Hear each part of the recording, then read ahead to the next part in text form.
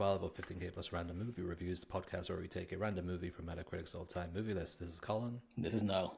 This is random movie 14,649. It is The Astronaut's Wife from 1999, just before the turn of the new something. Just before 96. Yeah. Runs for 109 minutes. Director and writer was Rand Ravich. Budget was 33 million, and it took in a worldwide total of 19.6 million. It lost a lot of You know what? dull hairs. Good.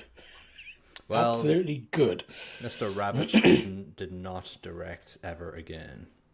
Yeah, because he's crap. I noticed. Yeah. I googled him as well, and he had a couple of little bits and pieces before, and then it just dried up weirdly. Weirdly enough, yes. People looked at him and went, "Well, you're the one who lost half your budget." Or no, you took in half. And considering the cast in this, you would expect this to have been noticed and made a deal of. But no. I completely under the radar for me anyway. I don't know about you. I'd never heard of this before. I knew of it. I knew I would never have watched it because it got so bad reviews. Like, it's got a Metascore of 38 and it used a score of 5.8. And I have to mention something because I sort of trying to get back into Letterboxd more just because it's more apt and more with it and hip to the max. It's funky. What the kids are saying, yeah. But you know the way some younger people on social media will put the little clap emojis when they're trying to make a point across. They'll have a sentence. After each word, there's a clap. So this was, stop showing close-ups of radios. Yeah, that's like 40 minutes of this movie is just looking at radios. Two specific radios. Two specific radios. And then flashbacks of radios. Of radios. And showers. Oh my God. On paper, it's a sci-fi thriller. Is it though? Well, on paper. On paper it is. Technically, it's a thriller. I've seen sci-fi thrillers. Damn, there's no Sigourney Weaver here. There's no chest busters, although there kind of is. Yeah. But I never felt thrilled. I don't know about you. Bored. Not so much thrilled. I knew... I was like 15 minutes of this movie and I knew exactly what was going to feckin' happen. I was like, oh, really? That's this movie? Okay, well, that's got an hour and a bit to go. Well, the problem the movie is that Johnny Depp doesn't have any arc whatsoever. He's not actually that weird acting. Like, I'm going, oh, Jillian, what are you paranoid about? Yeah, it's really annoying because we don't see his character beforehand because we don't see him beforehand. So we, as the viewer, it would be nice if we could identify character traits that have changed. Right. Nada. Nothing. No. How can we know? Not invested in him as a character. Not really invested in her. No, they're both obviously on paper again. Johnny Depp and Charlize Theron played the top billboard in this movie, but they're terrible. They're really bad. They're just phoning it in, really. The only person I liked in this was Miles Dyson from Terminator 2. Joe Morton. Joe Morton. Yeah, he was quite good in it, but he's in it for about 30 seconds. He's a incidental. He's incidental. He's a sideshow. He doesn't really do anything. He reminded me of the caretaker in The Shining. It shows up at the end. I'll sit. Oh, you're dead. Yeah, true. But not as good. No. He's not. Well, he's not written as well. He's not produced as well. He's nothing to bite into. But maybe his arc would have been better as a movie. Yeah, I'd watch that. I wouldn't watch this. It seems like he did a lot of work off screen because he comes back into the movie going, "Here, I've got a load of this stuff." But it's really who is nothing. Pepe da Silva? It's like he's got nothing. He's got paper clippings and a videotape of audio. It's videotape of him talking about... Of him recording on audio. I can't tell you over the phone. You've just said everything. Just say it on the bloody phone before you're killed. That's another, somebody said that in one of the reviews today. It's like, why are you so stretching it out? Just tell her. Yeah. immediately. She's already said enough to get you killed, so finish the job. Yeah, it was a long 109 minutes. It felt long. I was like, with 30 minutes ago, I was like going, this must be over soon. And I brought up the timeline. It's going, no, 30 more minutes. It's like, Jesus. There's not even close to enough plot in this to sustain it for, I'd say, 30 minutes. If it was a single episode of something, Black Mirror or Twilight Zone or something, maybe it'd be interesting. No, there's nothing in this. As you said, we start the movie off with them just in bed, and it's their dialogue together sucks. It's just bad. It's terrible. He's watching a movie. She's lying on top of him Get as off. he's on his face down. What is this? Get off me. Yeah, he's kind of like that. Yeah, get away. I'm watching a movie. So we get none of his character. We get none of her character really at the start either, or any of her truth. No, they're very lovey-dovey, but it's weird lovey-dovey as well. It's like there's no chemistry between these two in this movie. Zero. He actually utters the phrase, "You like fruit?" Yeah, I wrote that down. What? You're married. You should know. It's just stupid. That's an awful scene to start the movie with. It is the start, and then it goes into a quick trope. Oh, he's in Shuttle space. lifting off. Yeah. But then, strangely enough, after that whole, connotation of do you like fruit in a romantic setting, it goes right into the classroom where she's teaching about fruit. It's like, really? We need to keep that connection? That's stupid. And then she gets a phone call from him from space, and it turns immediately dirty as well. It's like, hello, I'm in space. What are you wearing? Yeah, what are you wearing? I'm fucking wearing an astronaut suit, you dumb cow. Yeah, it's not great. Yeah, and then we flip back to our home, and then Miles Dyson from Terminator 2 turns up.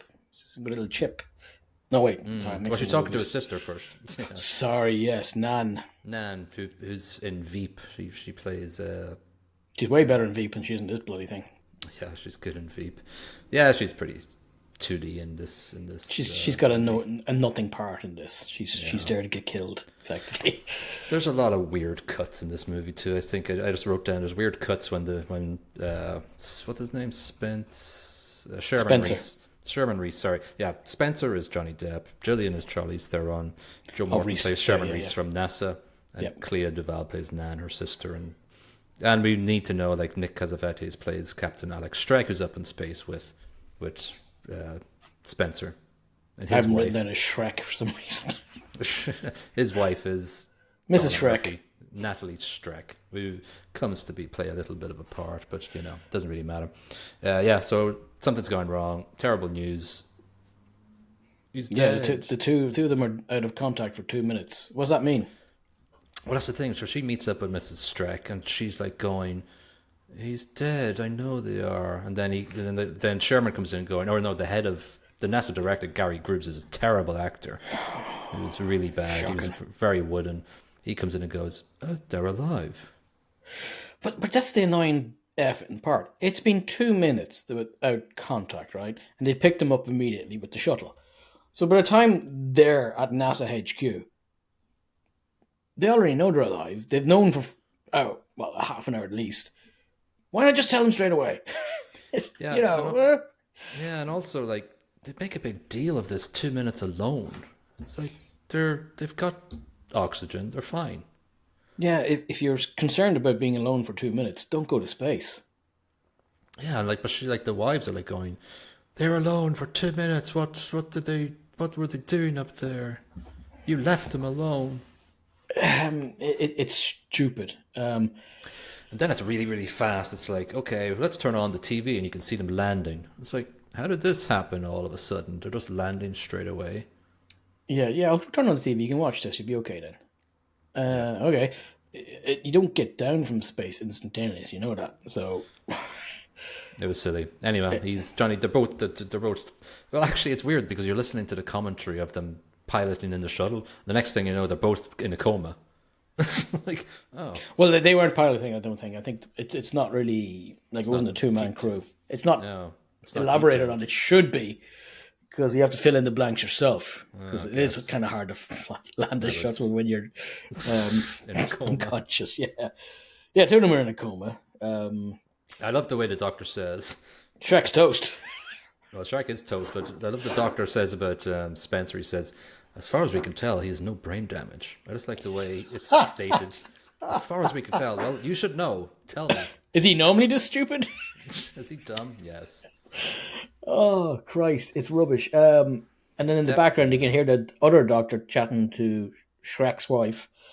Shrek. He is Shrek, then, I guess. Yeah, I'm calling him Shrek. He has a couple of Shrek moments later on as well. Oh, yeah. Yeah, he's like, oh, yeah, he's not a young man. And she Right. starts crying and she drags him into a room. Yeah, but then we think he's dead, but Yeah, then then he's not dead. Depp wakes up, and then suddenly the Mrs. Shrek is looking Fiona. Is looking through a glass window.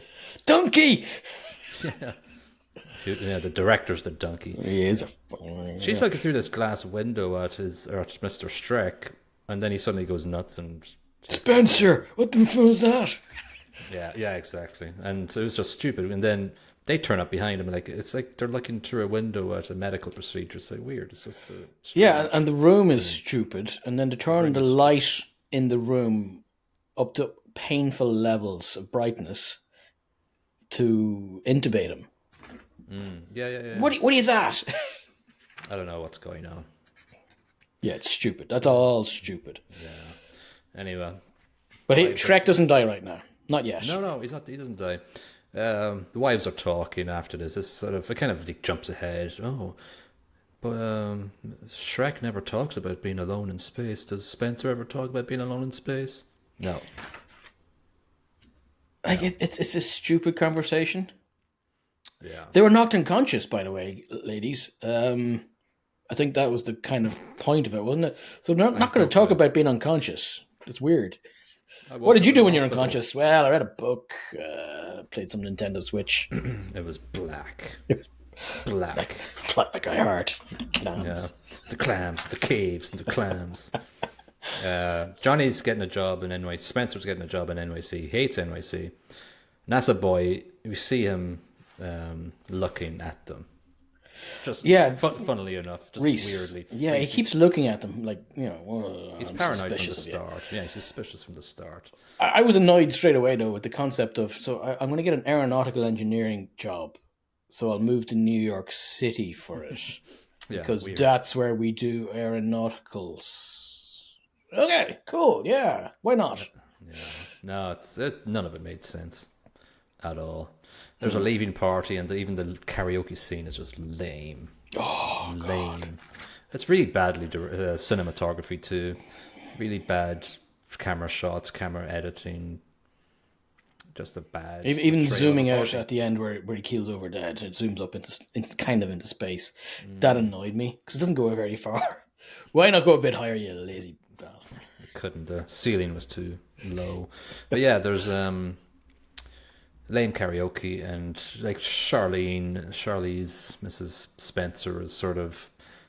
Spencer goes to the bar, and I couldn't tell if that was her sister or Yeah, I think his sister's at the bar and he's having shots or something. yeah, they're having shots, and it's kind of weird. Shrek goes mental. Shrek goes mental, basically, just goes nuts. He's trying to be very aggressive with his wife, and then just keels over. And Keels over, blood splopping out of his eyes, out of his mouth. Toast. Dead as a dog. He had a massive insult to his brain, apparently.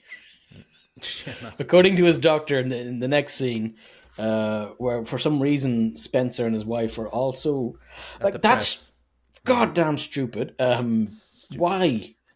Anyway, it's an insult to the brain, apparently. That's why he's dead.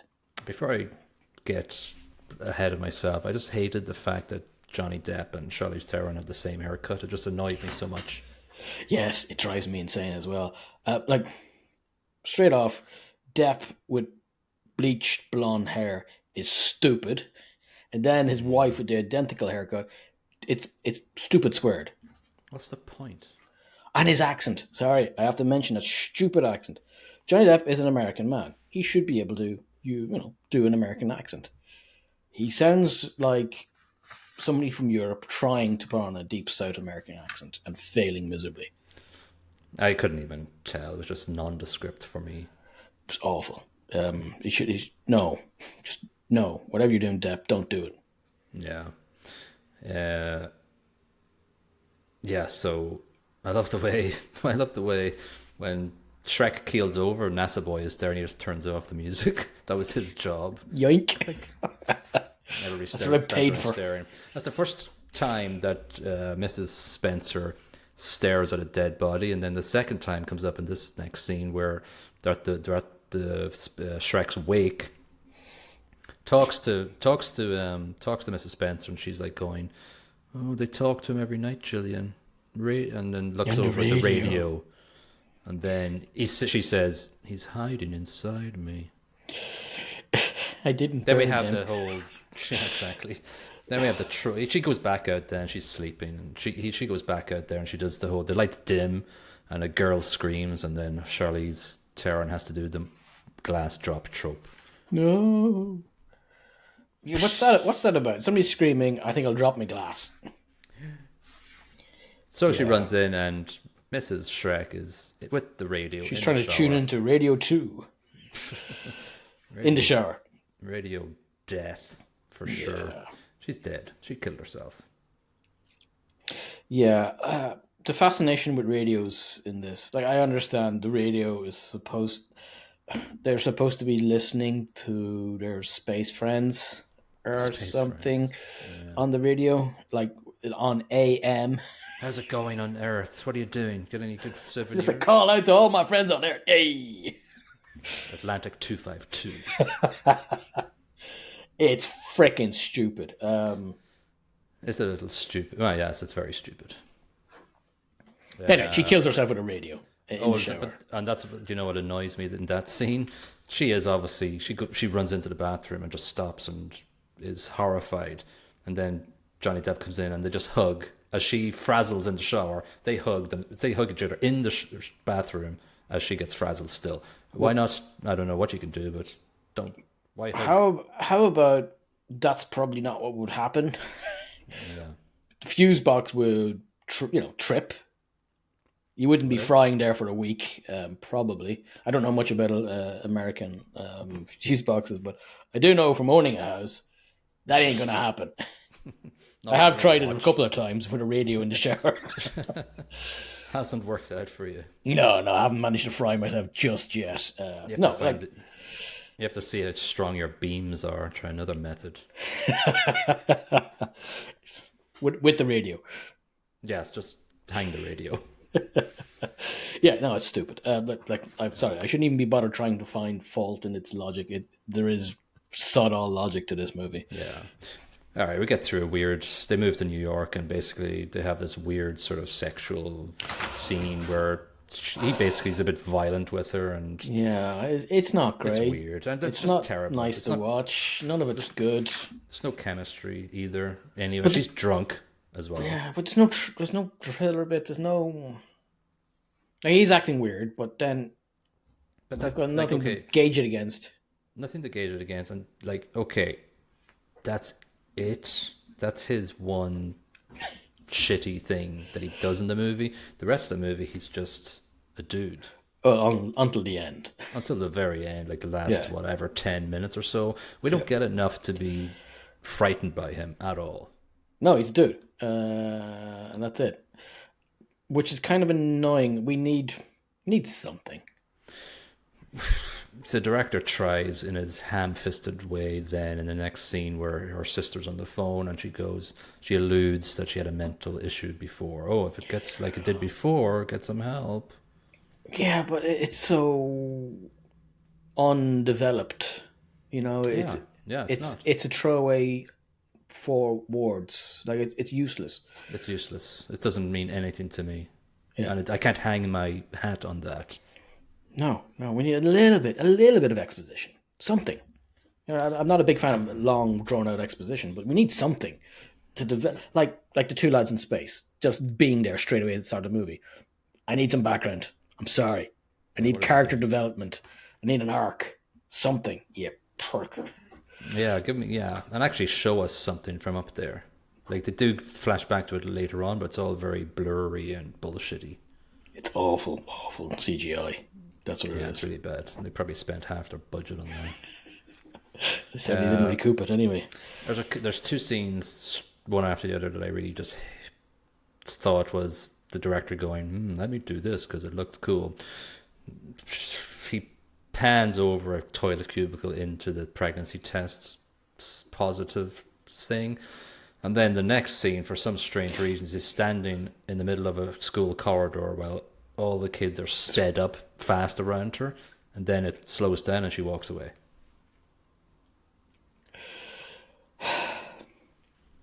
I think I understand what the director was trying to do here, but he is useless.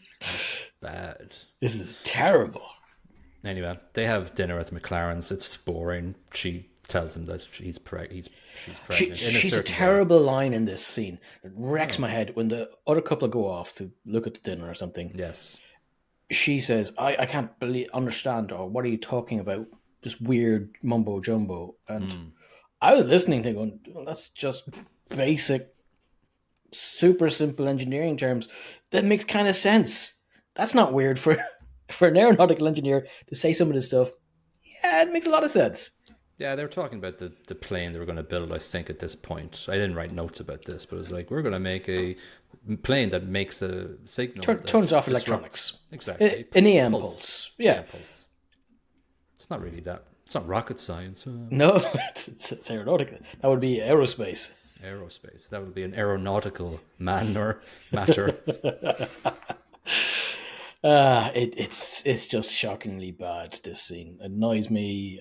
I don't understand her motivation for saying that in this scene, because he seems perfectly normal to me. Well, at this stage, we're getting this paranoia depression from her. Obviously, it's probably stemming from the sort of aggressive sort of thing that happened. But it's not enough, because she didn't really react that badly to it. No. And she doesn't allude to it again either. And it doesn't ramp up tension between them for most of the movie. It's just he remains kind of the same, a bit creepy, but like no, Johnny Depp is from the start. He flatlines. Like this. Yeah. Then the last 10 minutes, it's like that.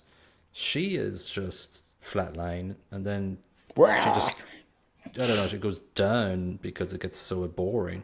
Then goes up at the end because she takes things into her own hands. There's just not enough. There's not enough depth to any of the plot lines or the character. Not enough Johnny Depp. Baboon. Sorry, get my coat. They go to. I thought it was an Irish nurse, I thought it was going to be, but it sounded Russian. Then doesn't really matter. Oh, that's interesting. Second heartbeat, twins, blah, blah, blah. She then tells the nurse that she was loony. I used to see people I knew dead.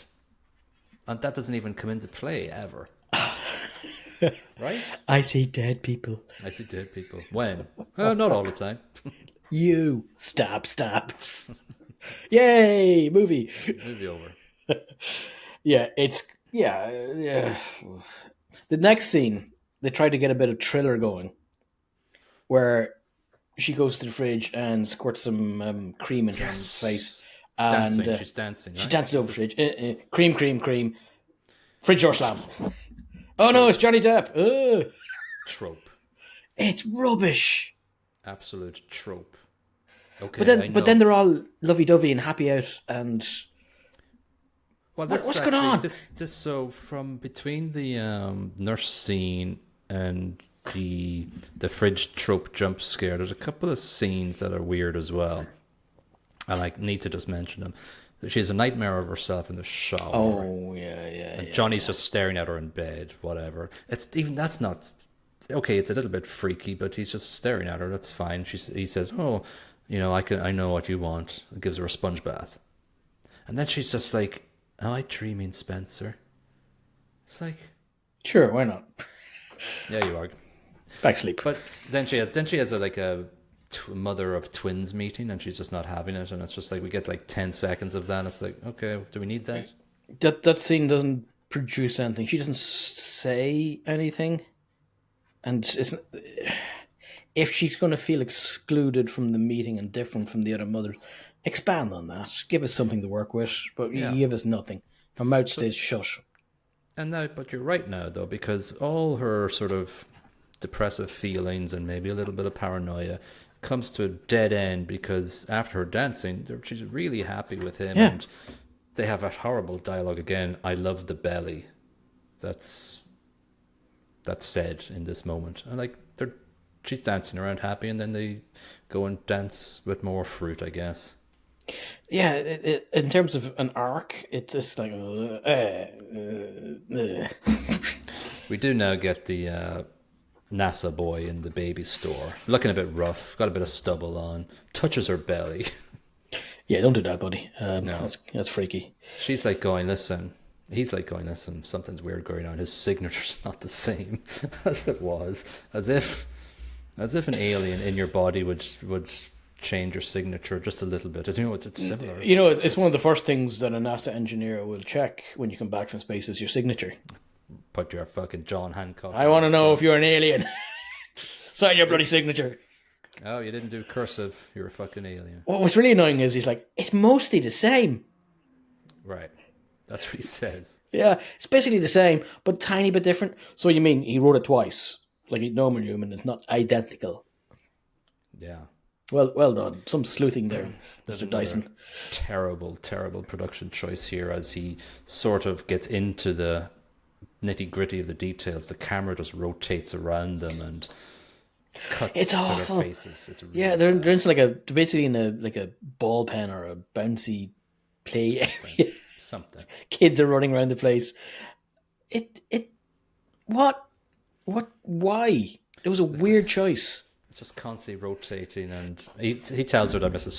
Shrek was pregnant as well. That's she was up to duff. Up to duff. And it constantly rotates until it stops, and there's a security guard standing there. Is this guy annoying you? Yes. Yeah. Yes, he's a bit weird. Slinger, mate. He gives her a tape recorder, though. Yes, she brings it home. I wrote down radio at this point. Oh no, she listens to the tape and has a freak out. Hammers us to death, slow-mo, trash it, puts it down. So we get here's the good director for you. You know he's a perfect director, and he's going to have a great career after this movie. Yes. He puts the camera on the bottom of a rubbish chute. So we see Charlize Theron opening it up and dumping the tape recorder mangled bits inside, in slow motion, mind you, and then closes it, and we're inside the chute. It's very dramatic, putting something in the bin. Amazing. Slow-mo camera POV there. Well done. Oy vey. Yeah. Yeah, they go to dinner with Nan, and she's not Nan and it. Spencer. Yeah. He's listening to the radio that night as well, and she's staring down at him. Yes, but also, this is important. The sister arrives, Nan, and she's like going, don't tell Spencer I'm a bit weird or something. About Reese. So about Reese. She's freaked out about Reese. She's chanting to Nan, and she's like, don't tell Spencer. He'll go nuts and kill him. But then I'm like I wrote down, what's her deal? Spencer isn't even acting strange at this point. So, yeah, I think does. They're trying to insinuate that she kind of does suspect him of being a space monster alien. That's the only conclusion I can come to. She's heard something that's freaked her out on the tape recorder, but it's like, what the hell's that? You know what, though? Like, what the hell is that? What did they actually see? Like, we see something at the end, but isn't it just audio waves anyway? Yeah, it was just a third track. Anyway. What does that mean? Yeah, we don't know. It gets really stupid. They have the dinner, and she calls up Reese again. I can't remember why she bothers calling Reese. I think I can't remember. There's something about Depp is doing weird thumb movements as well throughout these scenes, and like that's supposed to make us go, "Oh, a bit weird." He's got a weird hand. Yeah, weird hands. He calls NASA boy. I don't know why, but yeah. And then he says, "Oh, by the way, Streck's wife had twins in her belly, 3 weeks pregnant at the time when she died." Ah! In fairness, I'd freak out with that news as well. But then the director felt like he had to make Charlize Theron tell the story of a prince and the enemy of the prince. Like Reese needs to know this at this time.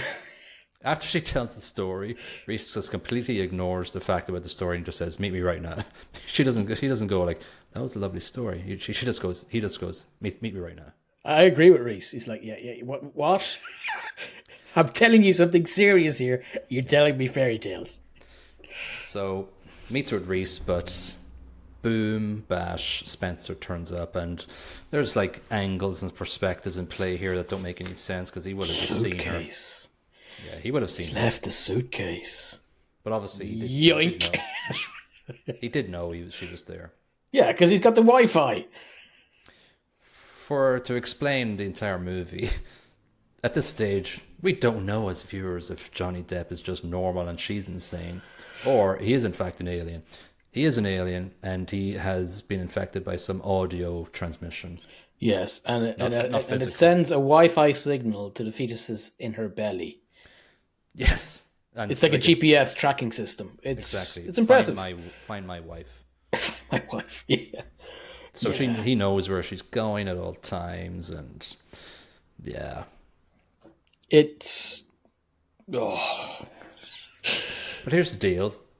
She goes back, and this is part of the movie that doesn't make sense with a lot of other parts. She goes back and is fighting with her sister. Why did you tell him? Tell him what? She didn't talk to her sister after she was going to meet with him. She just said stuff like he didn't have the knowledge. Anyway, there's no reason they were there fighting because...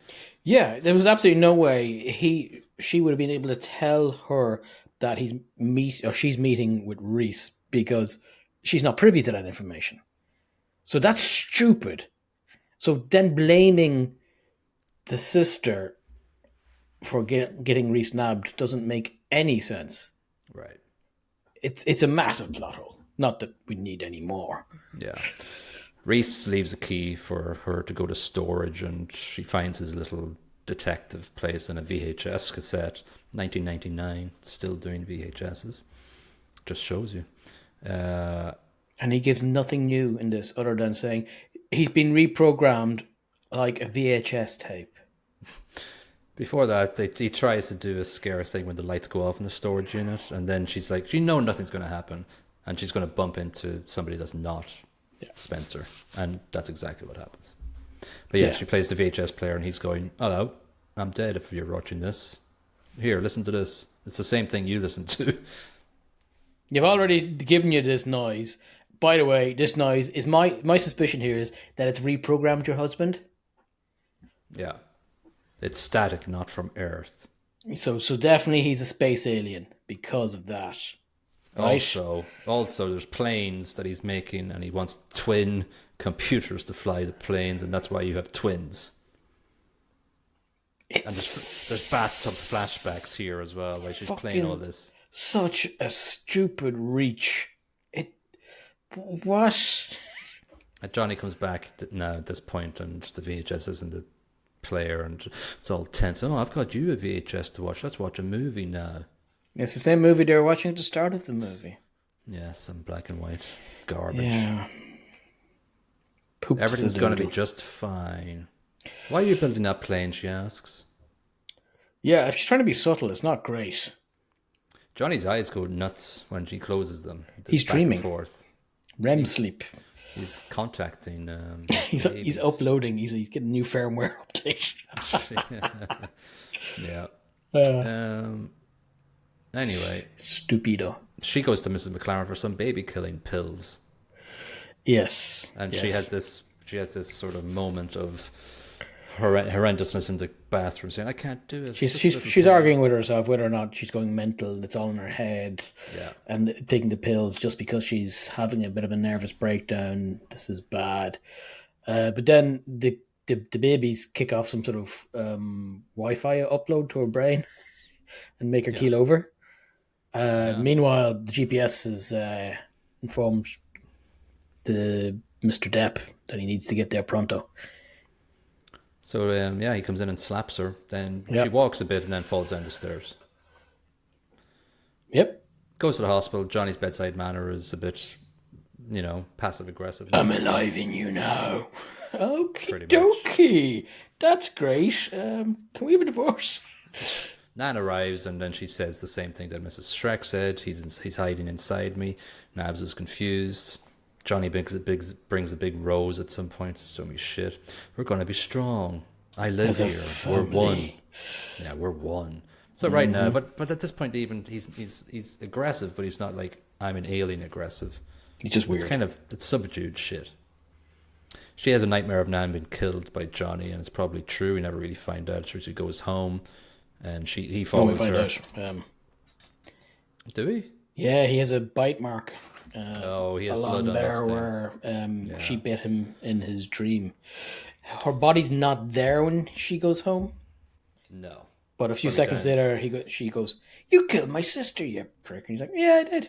Yeah, I killed everybody. Yeah, because I was bored. I killed your sister and Johnny Depp. Johnny Depp. We do see the Twin Towers outside when she's going into the apartments, just like to mention that. Yeah, so yeah. It's actually quite a nice shot. It was through something, I can't remember. But she has time then to sort of flood the apartment by the time he gets into the apartment. So she's sitting on a stool with her feet in water with the two plugs ready to plug in. Again, I have major issue with all of the science here. Don't worry about it. Electricity goes to easiest path of least resistance. Not upstairs, back up, and then back down through Johnny for the crack. I hated the way he just rung his ring down the banister. It's like, it was just being intimidating. Exactly. It's like the director going, let's do that. Anyway, she doesn't. She shocks the alien she lifts her feet off the ground in one last second, and she shocks the alien out of Johnny Depp, and it comes out like a cloudy tentacle monster, and it goes straight into her. That's the only bit of this movie I like. It's like, ha ha ha ha ha. You thought you were being smart. Aegis. Should have left your feet down. To be honest with you, the alien has better fashion sense because we flash forward and she's got long brown hair. There you go. And she's married, called Susan now, and married to another airman. And she has two young twin boys who look weird at the camera. What was that movie? The Village of the Damned, or something with the kids, Children blonde of the hair. Corn. The blonde hair with the telepathy and the very much Village like of that. the Damned. Children of the Corn as well, maybe? I can't remember. Village of the Damned, probably. Yeah, I think so. Some time back. You're the real father, she says. And she's looking past his shoulder at the two boys, and the boys are looking weird back at her, and then they suddenly snap back into being normal little boys and goes into the bus. And we have to pan out, of course, to show that we're on an Air Force base. Just that pan is so incredibly shit. Yeah, it is the worst CGI I have ever seen. Why do you need to do that in CGI? There are real life air bases in the world you could just take a shot of. Sort of stock footage somewhere. It looked like it's Hawaii or something. It looks like it was done on an Amiga 500. Hey, don't knock the Amiga. No, they're great, but why do it on a computer when they're real bloody air bases? Well, you'll be glad to know that was the finish of the movie. Yeah, very Stepford Wives ending. Very Rosemary's Baby. Very Rosemary's Baby. Bit of Invasion of the Body Snatchers. But shitter. It's taking all these good movies. Well, maybe not Rosemary. I don't like that one. But Body Snatchers, fantastic. Bit of Aliens. Takes all the bit of ingredients from all these great movies, and then just defecates on all of them. It's crap. It's just annoying. It's weak. Yeah, the actors could not save this. No, they tried, but to be honest, I think they phoned it in as well. I think they knew how bad this was, and they were like, yeah, okay, whatever. Just get it done. It's weird, though, because I can't remember if this was 2 years after Charlize Theron did The Devil's Own, which was completely the exact same movie where she plays the innocent wife of a devil or something. Yeah, the lawyer of the devil. Yeah, the lawyer, yeah, exactly, and thinks she's going crazy. The devil's not the devil's own, the devil's advocate. Devil's advocate. Yeah. I was going to say devil's avocado, not the avocado. Not his avocado. That was way better. Way better. Yeah. But I guess she wanted to relive her moments in She New wanted a York paycheck. City. Yeah, maybe. But then, you know, you look at Charlize Theron and she did Monster. Gets an Academy Award for that, and Furiosa. Like, she's a good actor. Yeah, she is. And Johnny Depp's been a pirate. Yeah. He's had his moments. He has. He's quite good roles. This is not one. No. I gave the plot 2. Like, it's, you know, it's got something, but it's not. It never executes it. I as we were chatting, I've been scribbling down different numbers of the plot up and down, and I started with 2.5. I'm down at 1.5 now. It's just as more plot holes and annoyances came up, I kept marking it down. Yeah, hatred grew. So 1.5. That's all it effing deserves in my head. Yeah, I'll give the acting 1.5 as well because it sucks. I give it 2. I can't be bothered changing it now. It's not great. It's not great. It's as good as they're going to do with the material in front of them, or as they could be arsed. I thought the soundtrack was crap. There's nothing there. It's very basic, and it doesn't offend me so much. So I give it 2.25. Okay. It doesn't. It's certainly not memorable. It did have a Sex Pistols song happening during the karaoke, but that was out of place. Yeah, I gave it 1.5. I just thought it just didn't have anything that hooked me in. Yeah. Production, I'm giving 1 because he made such choices. Awful decisions. 1.5. It's a movie.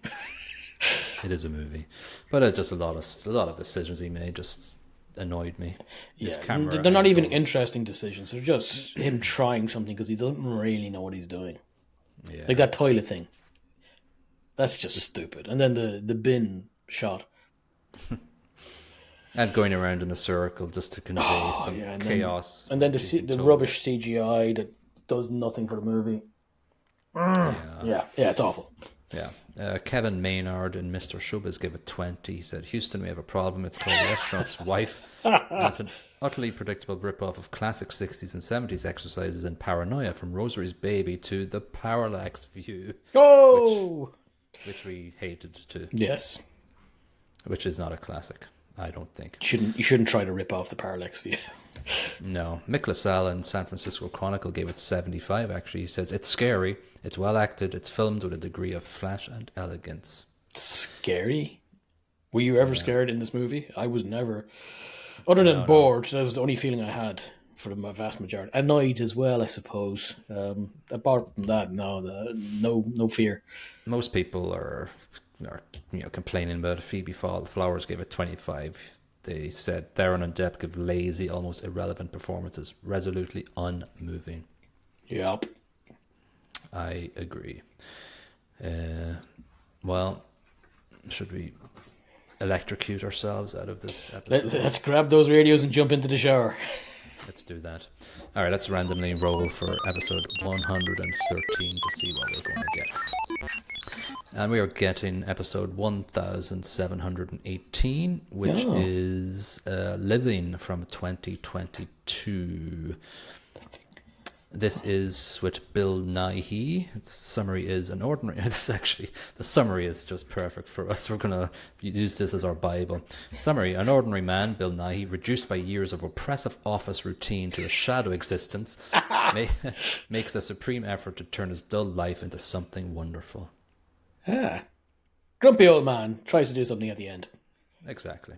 It's originally written by a Japanese guy, Kazuo Ishiguro, who wrote The Remains of the Day and he's involved in Ex Machina. I don't know if he wrote that. But actually, it's got really good reviews. I remember when it came out, actually, I just never watched it. It's got 81 Metascore and 7.3 user score, and it runs for 1 hour and 42 minutes. It's got Bill Nighy. I like Bill Nighy. Love a bit of Bill Nighy, all right. He's an excellent on-screen presence. It's got Amy Lou Wood, who's in the latest series of The White Lotus. And I don't think anybody else I know from looking at the list, but we can jump into that next week as we look in to see who is in it. All right, that will be episode 113. If you haven't liked or shared or commented on our episodes in the past, please do so on YouTube, Spotify, wherever you want to. And we'll see you on episode 113 for Living. Bye-bye. Cheerio.